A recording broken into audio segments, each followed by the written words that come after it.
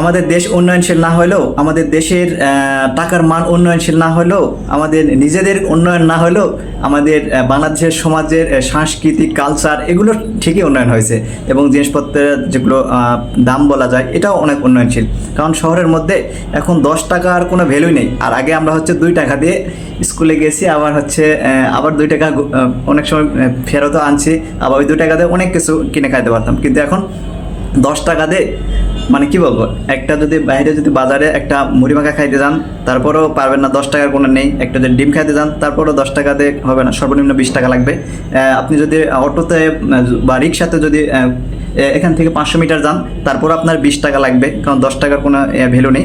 আর হচ্ছে আপনার যদি অটোতে যান, বিভিন্ন অটো আছে মানে এক স্টেশন থেকে আরেক স্টেশনে এরকম আর কি অটোগুলো, ওগুলো 10 টাকা দিয়ে মানে কিছু কিছু জায়গায় যাইতে পারবেন। শহরে একটা রং চা খাইতে গেলেও 10 টাকা লাগে। আবার বাজারে যদি কাঁচা মরিচ নিতে যান তারপর 10 টাকা হয়তো বা এরকম 10টার মতো দিবে এরকমটা। আবার যদি একটা টমেটো নিতে যান তারপরে কিন্তু 10 টাকায় লাগবে, 10 টাকা নিচে কখনোই হবে না। আবার যদি একটা কি বলে গাজর নিতে যান তাহলেও কিন্তু এটা 20 টাকার উপর পড়ে যায় একটা পিস। আবার যদি একটা শশা নিতে যান তারপরেও ওটা 10 টাকার নিচে হবে না, মানে 15 টাকার মতো এরকম আসবে।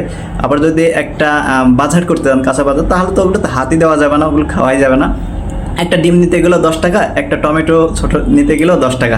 তো এ হচ্ছে আমাদের বর্তমান অবস্থা। শুধু একমাত্র আলুর দাম কম, কারণ আলুর হচ্ছে আমাদের উৎপাদনকারী দেশ হচ্ছে উত্তরবঙ্গ, ওটা একটা দেশই দেওয়া যায়। যেহেতু এখন বগুড়া হচ্ছে বিভাগ চাচ্ছে, তো ওখানে দেশই মানে দেওয়া উচিত। কারণ আমাদের উত্তরবঙ্গ থেকে যে পরিমাণে আলু, আম এবং হচ্ছে লিচু এগুলো হয়, সেক্ষেত্রে আমার মনে হয় যে ওখানে একটা রাজধানী দেওয়া উচিত। কারণ ওখান থেকে আমাদের যেগুলো কাঁচা বাজার বলেন, কলা বলেন, বা একটা কিন্তু শহরে একটা কলা নিতে গেলেও 10 টাকা নিচে কিন্তু হয় না। আর আমাদের ওদিকে কিন্তু 20 টাকা দিয়ে ছড়ি পাওয়া যাবে এরকমটা। তো সেক্ষেত্রে আমার ক্ষেত্রে বলা যায় যে কলা, আম, লিচু, কাঁঠাল এবং হচ্ছে আলু, এটার জন্য আমাদের উত্তরবঙ্গ হচ্ছে বিখ্যাত। এবং অনেক আপনি ফরমালিন মুক্ত ফল পাবেন, এবং আলু যেটা মাত্র 200 টাকা মন। এছাড়া প্রত্যেকটা কাঁচা বাজার শহরের মধ্যে ওখানে কোনো জায়গায় হাত দেওয়া যাচ্ছে না বা এরকমটা। তো এই অবস্থা হলে শহরের মধ্যে যদি কেউ কাপল জীবনযাপন করতে চায় বা বিবাহ করতে চায়, তো আমার মনে হয় যে 30,000 টাকা নিচে যদি কারো হয়, সেক্ষেত্রে শহরের মধ্যে টিকতে পারবে না।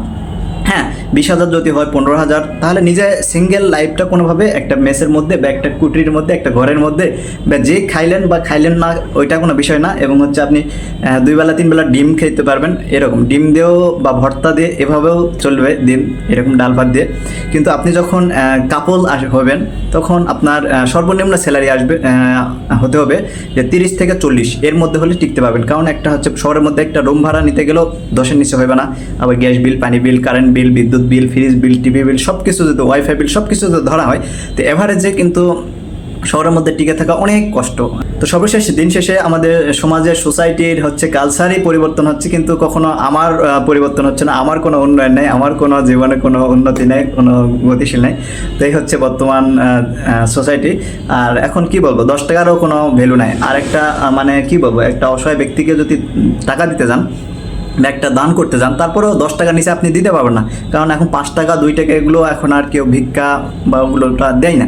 তো এটা হচ্ছে বাংলাদেশের বর্তমান পরিস্থিতি। আর এ হচ্ছে আমার বর্তমান কি বলবো।